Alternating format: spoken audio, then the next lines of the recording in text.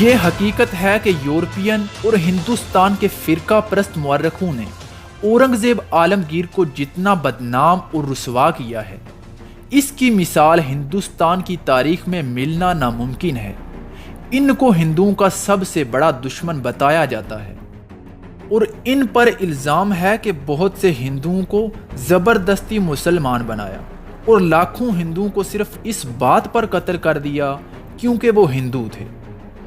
اور ان کی بابت کہا جاتا ہے کہ انہوں نے ہندوؤں کے ہزاروں مندر ڈھا دیے، ان کو متعصب، مکار، ظالم اور نہ جانے کیا کیا کہا جاتا ہے۔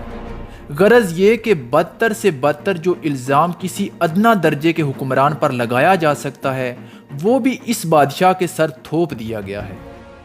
حالانکہ جہاں تک حقیقت کا تعلق ہے، ان پر عائد کردہ الزاموں میں سے کوئی ایک الزام بھی درست نہیں۔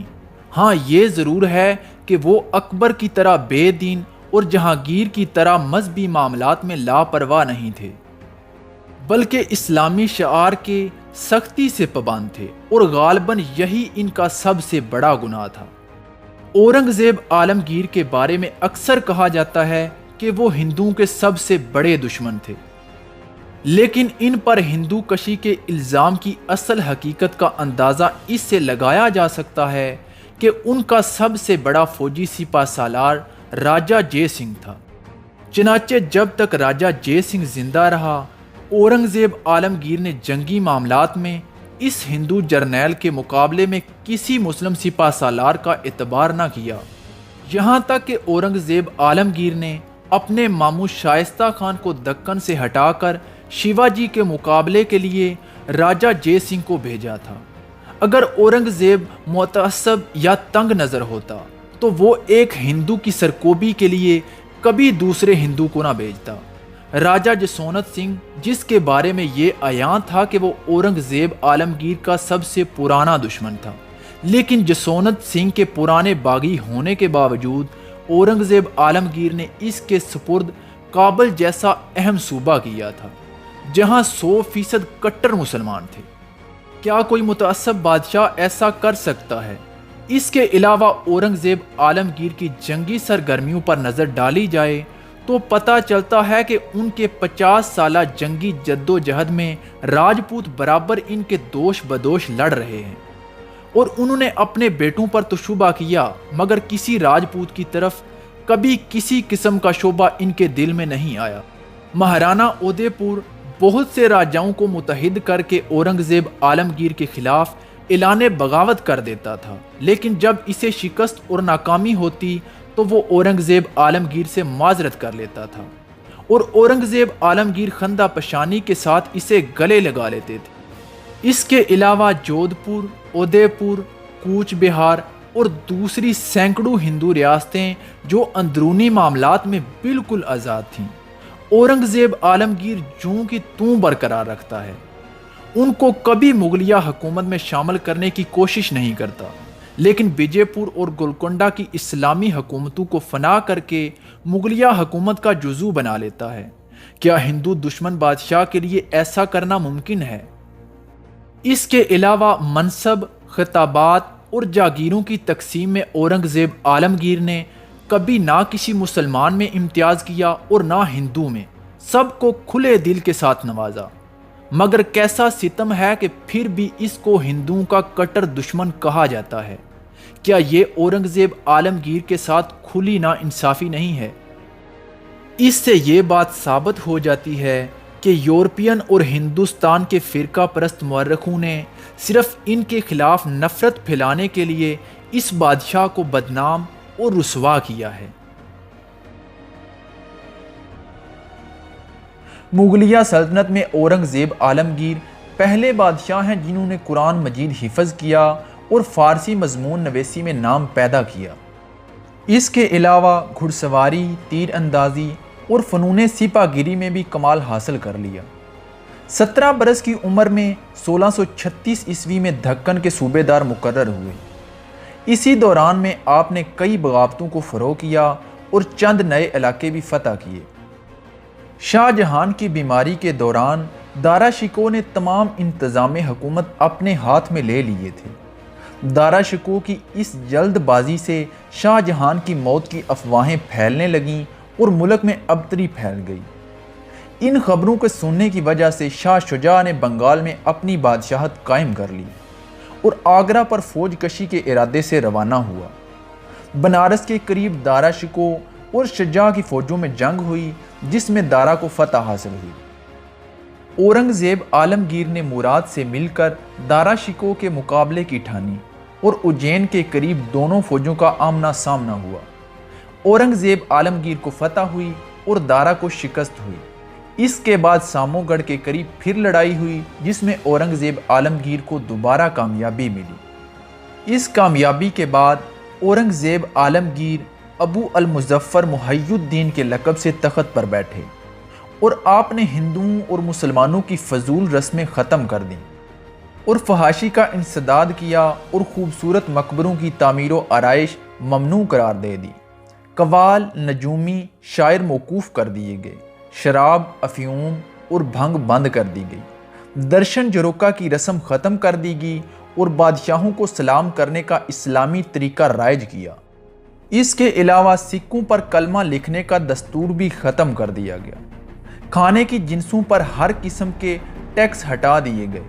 جس زمانے میں اورنگزیب عالمگیر اپنے بھائیوں سے لڑ رہے تھے اور اپنی حکومت کے استحکام کی کوششوں میں لگے ہوئے تھے، مرہٹوں کی طاقت جنوبی ہند میں برابر بڑھتی چلی آ رہی تھی اور انہوں نے جنوبی ہند میں بری طرح سے لوٹ اور غارت گری برپا کر رکھی تھی۔ اورنگزیب عالمگیر کے 2.5-3 سال خانہ جنگی میں اور اس کے بعد اپنی حکومت کے استحکام میں صرف ہو گئے تھے۔ اس دوران میں وہ دوسرے ملکی معاملات کی جانب توجہ نہ دے سکے، چنانچہ اس مدت میں مرہٹوں نے اپنی طاقت کو اچھی طرح مضبوط کر لیا۔ مرہٹوں نے شروع میں مغلوں پر ہاتھ صاف نہیں کیا، لیکن بعد کو وہ مغلیہ حکومت کے لیے بھی اچھا خاصا مستقل خطرہ بن گئے تھے۔ جس زمانے میں اورنگزیب عالمگیر ایام شہزادگی میں بیجاپور کے خلاف جنگ لڑ رہے تھے، شیواجی بھی ان کے ملازموں میں شامل تھا اور اس نے اپنے مقبوضہ علاقوں کی اورنگزیب عالم کے ذریعے شاہی سند بھی حاصل کر لی تھی۔ لیکن جب اس نے دیکھا کہ اورنگزیب عالمگیر بری طرح سے بیجاپور کی جنگ میں الجھ گئے ہیں اور بادشاہی علاقے فوج سے خالی پڑے ہیں، تو اس نے مغل علاقوں پر بھی ہاتھ صاف کرنا شروع کر دیا۔ ان علاقوں سے اسے بے انداز سامان جنگ اور کئی سو گھوڑے ملے، تو اس نے پہلی مرتبہ سواروں کا دستہ تیار کیا اور پٹھانوں کو اپنی فوج میں بھرتی کرنا شروع کیا، اور اس نے ایسی باقاعدہ فوج تیار کر لی جو ایک اچھے سے اچھے ترتیب یافتہ لشکر سے میدان جنگ میں آ کر بخوبی مقابلہ کر سکتی تھی۔ مغل شہزادوں کی خانہ جنگی سے بھی اس نے پورا فائدہ اٹھایا، چنانچہ وہ ایک طرف تو مغلوں کے مقابلے کے لیے اپنی فوجی طاقت بڑھاتا رہا اور دوسری جانب مغلوں سے پیام و سلام اور معذرت کے ذریعے اپنی گزشتہ حرکتوں کی معافی حاصل کر لی۔ اورنگزیب عالمگیر کیونکہ اس وقت بھائیوں کی جنگ کی وجہ سے چاروں طرف سے گھرا ہوا تھا، اس لیے اس نے شیواجی کو اچھا آدمی نہ سمجھتے ہوئے بھی اس سے بگاڑ پیدا کرنا پسند نہ کیا۔ غرض یہ کہ اس نے شیواجی کو معافی نامہ بھی بھجوا دیا اور کانکن کا انتظام بھی اس کے سپرد کر دیا۔ شیواجی کے باپ شاہ جی کی کوششوں سے اسی زمانے میں شیواجی کی سکندر عادل شاہ سے صلح ہو گئی، مگر والی بیجاپور سے صلح کرنے کے بعد شیواجی کے لیے یہ دقت پیدا ہو گئی کہ اس کے ہاتھ سے لوٹ مار کرنے کا میدان جاتا رہا۔ اس کے پاس کوئی بڑی جاگیر تو تھی نہیں، اس کا سب سے بڑا ذریعہ آمدنی یہی لوٹ مار تھی۔ 7-8 ہزار سواروں اور 50,000 پیادوں کا خرچہ وہ اسی سے نکالتا تھا، لہٰذا اس نے مغلیہ سلطنت کے علاقوں پر چھاپے مارنا شروع کر دیے۔ مغلیہ سلطنت کے شہنشاہ اورنگزیب عالمگیر نے جب شیواجی کی یہ روش دیکھی تو آپ کو اس کی سرکوبی کی جانب متوجہ ہونا پڑا۔ شہنشاہ اورنگزیب عالمگیر نے اپنے ماموں شائستہ خان کو شیواجی کی سرکوبی کے لیے بھیجا۔ شیواجی کو جب یہ معلوم ہوا کہ شائستہ خان اس کی سرکوبی کے لیے آ رہا ہے تو وہ راج گڑھ سے سنگڑا چلا گیا۔ شائستہ خان نے ایک ایک کر کے اس کے تمام علاقوں پر قبضہ کرنا شروع کر دیا، یہاں تک کہ شائستہ خان پونا پر بھی قابض ہو گئے اور اسی حویلی میں قیام کیا جو شیواجی کی بنائی ہوئی تھی۔ اس کے بعد شیواجی کے علاقوں کو تباہ و برباد اور فتح کرنے کے لیے چاروں طرف لشکر روانہ کر دیے گئے اور اس قدر تباہی مچائی گئی کہ شیواجی پریشان ہو کر پہاڑیوں میں زندگی گزارنے کے لیے مجبور ہو گیا۔ شائستہ خان نے چن چن کر پونا کے مرہٹوں کو صاف کر دیا اور حکم جاری کر دیا کہ کوئی شخص کسی مرہٹے کو نہ ملازم رکھے اور نہ شہر میں گھسنے دے۔ اس کے بعد شیواجی ایک بارات کی شکل میں پونا میں داخل ہوا اور شائستہ خان پر حملہ کر دیا۔ بڑی مشکل سے اس حملے میں شائستہ خان کی جان بچی۔ اس کے بعد شیواجی پونا سے بھاگ کر سنگڑا چلا گیا۔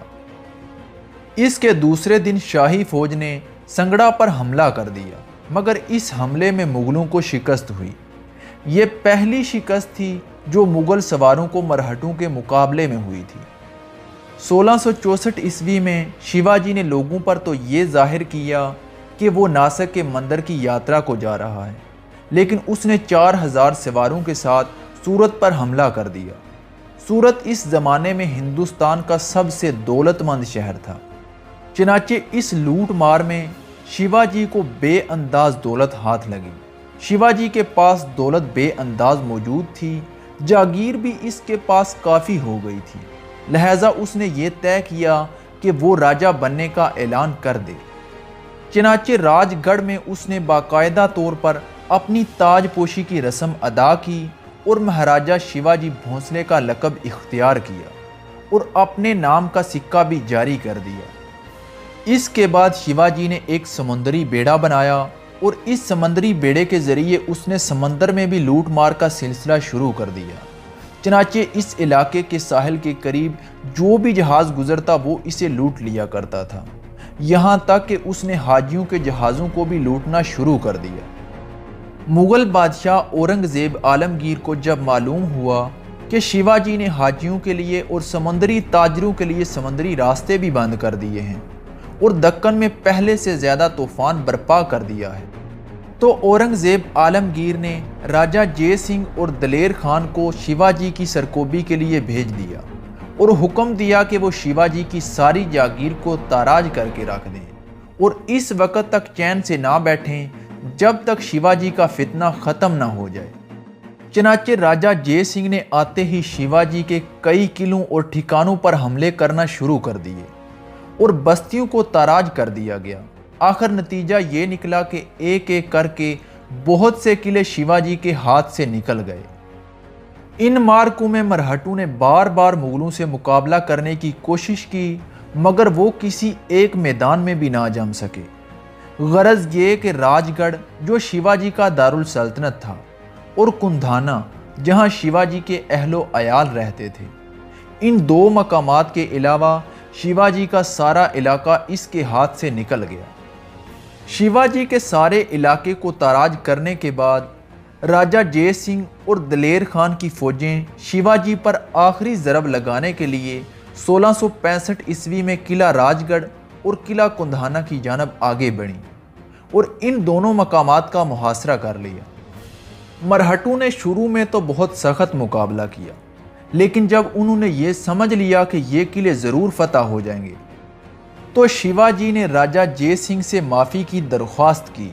راجہ جے سنگھ جو شیواجی کو ایک مکار آدمی سمجھتا تھا، شروع میں تو معافی دینے سے انکار کرتا رہا، لیکن جب شیواجی نے ہر طرح سے اپنی اطاعت اور بادشاہ کی خدمت گزاری کا یقین دلایا تو راجہ جے سنگھ نے شیواجی کو اپنے پاس آنے کی اجازت دے دی۔ اس فتنے کو دبانے کے بعد اورنگزیب عالمگیر نے تبت کی فتح کے لیے لشکر روانہ کیے۔ پہلے تو راجہ کو اطاعت کے لیے کہا، جب وہ نہ مانا تو جنگ شروع کر دی۔ راجہ نے ابتدا میں تو معاملے کو ٹالنے کی کوشش کی، لیکن اس کے بعد اس نے اطاعت قبول کر لی۔ اسی سال ہی اورنگزیب عالمگیر کے حکم کے مطابق شائستہ خان بنگال کے صوبے دار نے ارکان اور چٹاگنگ پر حملہ کر کے وہاں کے راجاؤں اور پرتگیزیوں کو عبرتناک شکست دی اور چٹاگنگ پر بھی قبضہ جما لیا۔ اس کے بعد مغل لشکروں نے 1666 عیسوی میں راجہ جے سنگھ کی قیادت میں وجے پور پر چڑھائی کر دی۔ اس مہم کی بڑی خصوصیت یہ ہے کہ اس میں شیواجی اور بہت سے مرہٹا سردار بھی مغلوں کے ساتھ تھے، جنہوں نے بڑی بہادری کا ثبوت دیا اور بڑے بڑے کارنامے سر انجام دیے۔ اس مہم میں سب سے پہلی فتح مرہٹا سردار نیتاجی کو حاصل ہوئی۔ اس کے بعد تو یہ حالت ہوئی کہ مغل فوج کے مرہٹا اور راجپوت سردار جدھر بھی جاتے علاقے کے علاقے فتح کرتے چلے جاتے۔ قلعوں کو سر کرنے میں مغل فوج کو شیواجی اور نیتاجی سے بہت زیادہ مدد ملی، کیونکہ ان دونوں کو قلعوں کو فتح کرنے میں بڑی مہارت حاصل تھی۔ بیجاپوریوں نے کئی جگہ پر مقابلہ کیا، ان کا مشہور سردار یاقوت بھی مارا گیا، لیکن ان کو تقریباً ہر مورچے پر شکست ہوئی۔ مغل فوج اور مرہٹے بڑھتے بڑھتے بیجاپور تک جا پہنچے۔ بیجاپور کا سارا ملک انہوں نے تاراج کر کے رکھ دیا۔ سکندر عادل شاہ اس قدر گھبرایا کہ اس نے بار بار صلح کی درخواست کی، لیکن راجہ جے سنگھ نے اسے نامنظور کیا، بلکہ اس نے فتوحات کے سلسلے کو برابر جاری رکھا۔ بیجاپوریوں نے شیواجی کو توڑنا چاہا تو شیواجی نے کورا جواب دے دیا، لیکن نیتاجی ٹوٹ کر بیجاپوریوں سے جا ملا۔ اس کے علاوہ بیجاپوریوں نے والی گولکنڈہ قطب الملک کو بھی اپنے ساتھ ملا لیا، لیکن گولکنڈہ کی فوجیں بھی بیجاپور کو تباہی سے نہ بچا سکیں۔ ہاں، اتنا ضرور ہوا کہ گولکنڈہ کی فوج کے آنے کے بعد مغلوں کی فتوحات کی رفتار سست پڑ گئی، اور اس کے فوراً ہی بعد چونکہ بارش کا موسم آ گیا تھا، اس لیے راجہ جے سنگھ کو اپنی سرگرمیوں کو کچھ عرصے کے لیے بند کر دینا پڑا۔ اس مہم کا نتیجہ یہ نکلا کہ بیجاپور کا سارا علاقہ تو ضرور تباہ و برباد ہو گیا، مگر مغلوں کو پھر بھی بیجاپور پر کامل فتح نہ مل سکی۔ بیجاپور کے معرکے میں شیواجی نے جو نمایاں خدمات سر انجام دی تھیں، اس سے خوش ہو کر اورنگزیب عالمگیر نے 2 دفعہ شیواجی کو خوشنودی کے فرمان بھیجے اور اس کی جرت اور بہادری کی بہت تعریف کی، اور اس کے ساتھ ہی شیواجی کو دہلی آنے کی دعوت بھی دی۔ بادشاہ کی دعوت پر اور راجہ جے سنگھ کے ہر طرح اطمینان دلانے پر شیواجی اپنے بیٹے سامبا کے ساتھ 1666 عیسوی میں بادشاہ کی خدمت میں دہلی روانہ ہو گئے۔ لیکن دہلی پہنچنے کے بعد شیواجی کو یہ دیکھ کر افسوس ہوا کہ نہ تو